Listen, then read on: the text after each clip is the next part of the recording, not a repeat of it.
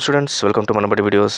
Andhra Pradesh AP set ranks release అయిన students చాలా మందికి మంచి ర్యాంక్స్ రావడం జరిగింది. అయితే కొంతమందికి ఆల్మోస్ట్ 48,000 to 50,000 స్టూడెంట్స్కి ర్యాంక్స్ అయితే రాలేదు. సో వీటికి ప్రధాన కారణం అందరికీ తెలిసిందే, డిక్లరేషన్లో కొన్ని ఇష్యూస్ ఉండటం వల్ల వాళ్ళకి ర్యాంక్స్ ఇవ్వకపోవటం. కొంతమంది సప్లిమెంటరీ స్టూడెంట్స్ ఉన్నారు, సో వాళ్ళకి కూడా ర్యాంక్స్ రాకపోవడం, ఇవన్నీ జరిగాయి. మరి సెకండ్ ఫేజ్ ర్యాంక్స్ ఉంటాయా అంటే ఖచ్చితంగా సెకండ్ ఫేజ్ ర్యాంక్స్ మళ్ళీ రిలీజ్ చేస్తారు. ఎందుకంటే మీరు ఇక్కడ చూస్తే ఆల్రెడీ డిక్లరేషన్ ఇవ్వండి అని చెప్పేసి ఏపీ సెట్ వాళ్ళ వెబ్సైట్లో అప్డేట్ చేయడం జరిగింది. సో ఈ డిక్లరేషన్ ఇచ్చిన వాళ్ళు apart from AP intermediate board కాకుండా మిగతా బోర్డ్స్ అందరూ వాళ్ళు ఆ మార్కులన్నీ తీసుకొని ప్లస్ ఏపీ ఇంటర్మీడియట్లో సప్లిమెంటరీకి సంబంధించిన మార్కులు కూడా తీసుకొని సెకండ్ ఫేజ్ ఆఫ్ ర్యాంక్స్ ఉంటాయి. మరి సెకండ్ ఫేజ్ ర్యాంక్స్లో ఫస్ట్ ఫేజ్ ర్యాంక్స్ వచ్చిన వాళ్ళ ర్యాంక్స్ సేమ్ ఉంటాయా లేకపోతే మారుతాయా అని చాలామందికి డౌట్ ఉంది. So as well as disqualify అయ్యాము, కొంతమంది మనకు డైరెక్ట్గా కామెంట్స్ చేశారు, తర్వాత ఆఫీస్కి కూడా కాల్ చేయడం జరిగింది.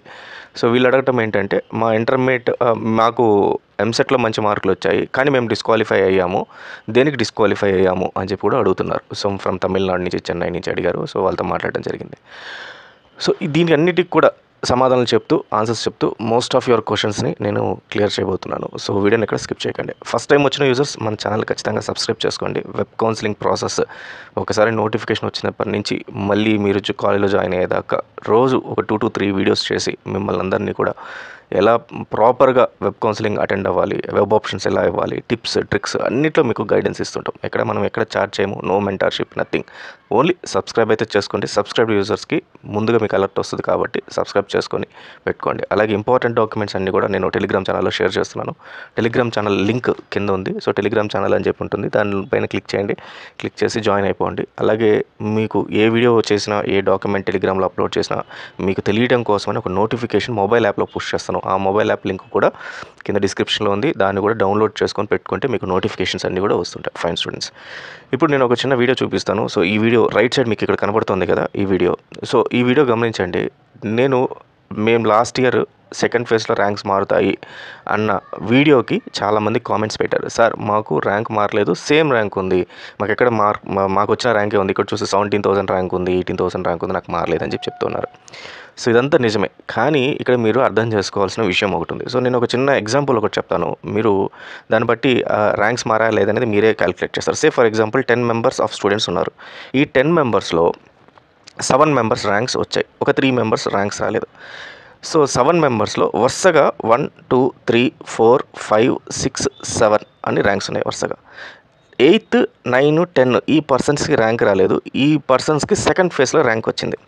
సో ఇప్పుడు వీళ్ళకి ఏం ర్యాంక్ వచ్చిందంటే, 8 అతను చాలా ఇంటెలిజెంట్, అంటే ఆల్మోస్ట్ ఫస్ట్ ర్యాంక్ వచ్చింది అనుకుందాం. సో ఇతనికి ఫస్ట్ ర్యాంక్ వచ్చింది, అంటే 1లో ఉంటాడు, ఫస్ట్ ర్యాంక్లో ఉంటాడు. ఇప్పుడు 9th అతను మీడియం అనుకుందాం, అంటే 4th, 5th మధ్యలో ఉంటాడు. తర్వాత 10th అనే అతను లాస్ట్ అనుకుందాం, ఇక్కడ 10thలో ఉంటాడు. ఇప్పుడు వచ్చిన ఈ 8, 9, 10 మెంబర్స్కి ర్యాంక్ ఎక్కడ ఇవ్వాలి? వీళ్ళకి 8, 9, 10 అని ఇస్తారా? సో ఇతనికి మంచి మార్కులు వచ్చాయి కాబట్టి ఫస్ట్లో ఇస్తారా? సరే ఫర్ ఎగ్జాంపుల్ ఫస్ట్లో ఇచ్చారు అనుకుందాం, ఇతనికి 1 అనే ర్యాంక్ ఇచ్చారు అనుకుందాం. సో సేమ్ స్కోర్ కాదు, 1 అనేది ఫస్ట్కి వచ్చిన అతనికి 90% వస్తే ఇతనికి 89.9% వచ్చింది అనుకుందాం. సో ఇప్పుడు ఇతనికి సెకండ్ ర్యాంక్ అయిపోతుంది ఆల్మోస్ట్. కానీ ఇక్కడ ఉండే సెకండ్ ర్యాంక్ అతన్ని మళ్ళీ థర్డ్ ర్యాంక్లో పంపించాలి, థర్డ్ ర్యాంక్ అతన్ని 4th ర్యాంక్లో పంపించాలి, ఈ రకంగా అందరిని పంపించాలి. కానీ లాస్ట్ ఇయర్లో మనకి ఈ రకంగా జరగలేదు, ఈసారి కూడా ఈ రకంగా జరగదు. సెకండ్ ర్యాంక్ వచ్చిన అతనికి సెకండ్ ర్యాంకే ఉంటుంది, ఫస్ట్ ర్యాంక్ వచ్చిన అతనికి ఫస్ట్ ర్యాంకే ఉంటుంది. మరి ఈ 8th పర్సన్కి ఎక్కడ ర్యాంక్ అకామిడేట్ చేస్తారంటే, ఇతనికి ఏం చేస్తారంటే 1.1 అనే ర్యాంక్ ఇవ్వడం జరుగుతుంది. సో 1.1 అనేది సెకండ్ కన్నా హయ్యెస్ట్, అవునా కదా? అలాగే 9th పర్సన్ ఎవరైతే అవుతున్నారో ఇతనికి 4 to 5 మధ్యలో ఇతనికి 4.5 అనే ర్యాంక్ ఇవ్వడం జరుగుతుంది. ఈ 5 అనే అతను అట్లా ఉంటాడు, 4 అనే అతను అట్లానే ఉంటాడు. సో ఇప్పుడు ఈ 5th అనే పర్సన్, 4th అనే పర్సన్ ఏమనుకుంటారంటే, నాకు ర్యాంకులు మారలేదు, నేను 4thలో ఉన్నాను, నేను 5thలో ఉన్నాను, నాకు ఇక్కడ ర్యాంక్ మారలేదు అంటారు. సో ర్యాంక్ అంటేనే ఏంటి అర్థము? ఖచ్చితంగా మనకన్నా ఒకరు పైన ఉండాలి, మనకన్నా ఒకరు కింద ఉండాలి, లేదా మనతో సరి సమానంగా ఉండాలి. అది ర్యాంక్స్ అంటే. ర్యాంకు 50,000 మంది ర్యాంకు గల్లంతయి మళ్ళీ కొత్తగా ర్యాంకులు వస్తే మన ర్యాంక్ ఎందుకు మారదు?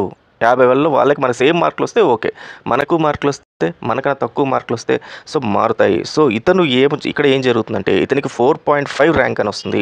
ఇతనికి 4th ర్యాంక్, 5th ర్యాంక్ అలాగే ఉంటుంది. ఇతనేమనుకుంటాడు 5th ర్యాంక్ అతను నాకు మారలేదు, నేను 5th ర్యాంక్లోనే ఉన్నానంటాడు. కానీ ఈ 4.5 అనే అతను ఇతనికన్నా ముందున్నాడనమాట. అంటే ఇతని పొజిషన్ ఇంకొకటి డ్రాప్ అయ్యింది. సో ఇది ఇతనికి అర్థం కాదు, నాకు 5th ర్యాంకే అనుకుంటాడు. కానీ కౌన్సిలింగ్ వచ్చినప్పుడు కౌన్సిలింగ్లో వెబ్ ఆప్షన్స్ అన్ని పెట్టిన తర్వాత ఇతనికి సీట్ అలకేట్ అయ్యేటప్పుడు ఇతనికి సీటు అనుకున్న కాలేజీలో కాకుండా వేరే కాలేజ్లో అలకేట్ అవుద్ది. ఎందుకంటే ఇతని సీట్ని 4.5 అతను ఆల్రెడీ అతని ర్యాంక్ ఉంది కాబట్టి అతనికి అలకేట్ అవ్వడం జరుగుతుంది అనమాట. సో ఈ రకంగా మీకు ర్యాంక్స్ అన్నీ కూడా మీ ర్యాంకులు యాజ్ ఇట్ ఈస్గా ఉంటాయి. కానీ నెక్స్ట్ వచ్చే వాళ్ళ ర్యాంక్ ఏవైతే ఉంటాయో అవి డెసిమల్స్లో ఉంటాయి. సో 1001.1 ర్యాంక్, 1001.2 ర్యాంక్ అని ఈ రకంగా వీళ్ళు ర్యాంకులు అనేది మారిపోతాయి. కాబట్టి మీ ర్యాంక్ అలాగే ఉంటుంది, కానీ వచ్చే డెసిమల్స్లో ఉంటాయి కాబట్టి ర్యాంకులు అన్నీ మారిపోతాయి. సో కాబట్టి మీకు చూడటానికే ర్యాంక్స్ అనేది నాకు ఆ ర్యాంక్ వచ్చిందని, కానీ మీ పొజిషన్ మాత్రం ర్యాంకింగ్లో ఎక్కడో పోయి పడిపోయి ఉంటుంది అనమాట. సో ఇది ర్యాంకింగ్ రిలేటెడ్. దెన్ డిస్క్వాలిఫై అయిపోయాం మేము చాలామంది, మాకు మార్కులు రాలేదని. ఇది పర్టికులర్గా వేరే బోర్డ్స్, నేను పర్టికులర్ తమిళనాడు సంబంధించిన కస్టమర్ ఎవరో సమ్ పేరెంట్ మాట్లాడారు. సో వాళ్ళు చెప్పింది ఏంటంటే మేము మార్కులు వేయటంలో తప్పు వేసాం, మార్కులు మాకు 100 మార్క్స్కే ఉన్నాయి, సో మేము మార్క్స్ వేసాము, మేము డిస్క్వాలిఫై అయిపోయాము అని చెప్పి, మాకైతే ర్యాంక్ రాలేదు అని చెప్పన్నారు. సో మేజర్ ప్రాబ్లం ఎక్కడ వస్తుందంటే ఇక్కడ వీళ్ళందరూ కూడా 100 మార్క్స్ సిబిఎస్ఈ బోర్డుకి వేరే బోర్డుకి టోటల్గా ఇంటర్మీడియట్ ఫస్ట్ ఇయర్ ఆర్ఎల్స్ intermediate second year total marks 100 మార్క్స్కే ఉన్నాయి అనుకోండి. దీన్ని మీరు కన్వర్ట్ చేయాలి, 150 మార్క్స్కి కన్వర్ట్ చేయాలి. అది కన్వర్ట్ చేసి 150 మార్క్స్కి ఎంత వచ్చాయో వేయాలి. 100కి మీకు 90, ఫర్ ఎగ్జాంపుల్ 50 మార్క్స్ వచ్చాయి అనుకుందాం. 100కి 50 వస్తే 150కి ఎంత అయినట్టప్పుడు ఇంకొక 25 మార్క్స్ పెరిగినట్టు, అంటే 75 మార్క్స్ అని చెప్పి అక్కడ వేయాలి. అంతే తప్పితే మాకు 100లా వచ్చింది కాబట్టి మాకు 100కి 50 వచ్చింది కాబట్టి మేము 50 వేస్తామంటే ఆటోమేటిక్గా 150లో 50 అనేసరికి మీకు తక్కువ మార్కులు అయిపోతాయి, ర్యాంక్ మారిపోద్ది. సో ఇది చాలామంది స్టూడెంట్స్ చేసిన తప్పులు. మరి వీటిని ఎలా క్యాలిక్యులేట్ చేయాలి అంటే నేను టెలిగ్రామ్ ఛానల్లో ఒక ఎక్సెల్ పెట్టాను, కొంచెం స్క్రోల్ అప్ చేయండి, ఒక 4-5 డేస్ బిఫోర్ పెట్టున్నాను. ఆ ఎక్సెల్ని డౌన్లోడ్ చేసుకుని జస్ట్ మీ మార్కులు ఎంటర్ చేయండి. మీ బోర్డు హైయెస్ట్ మార్క్స్ ఎంత, మీ మార్కులు ఎంత, ఆటోమేటిక్గా అది 150కి క్యాలిక్యులేట్ చేసి మీకు మార్కులు ఇచ్చేస్తుంది. ఆ మార్కులు తీసుకెళ్ళి అక్కడ యాడ్ చేయండి. సో దిస్ ఇస్ మార్క్స్ గురించి వచ్చిన వాళ్ళు.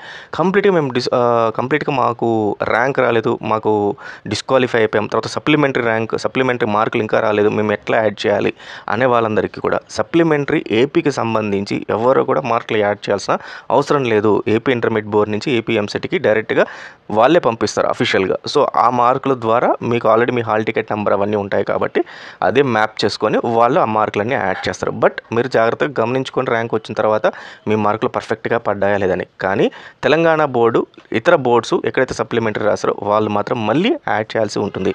సో దానికోసం మళ్ళీ డిక్లరేషన్ ఫామ్ ఇచ్చారు. So Telangana intermediate supplementary results వచ్చాక ఈ యాడ్ చేయాల్సి వస్తుంది మార్క్స్. సో మరి తెలంగాణ సప్లిమెంటరీ ఎప్పుడు వస్తుంది అంటే మనకు నేను చేసిన వీడియోలో క్లియర్గా చెప్పాను, డేట్స్ అన్ని కూడా ఒక్కసారి ఆ వీడియో కూడా చూసుకోండి. డిస్క్రిప్షన్లో అయితే ఆ లింక్స్ అయితే ఉన్నాయి. ఇన్ కేస్ మీకు ఏదైనా డౌట్స్ ఉంటే ఖచ్చితంగా కామెంట్స్లో పెట్టండి. అన్ని కామెంట్స్ చెక్ చేసుకొని దానికి సంబంధించిన నెక్స్ట్ వీడియో అయితే చేద్దాం. So all the best students, thank you very much.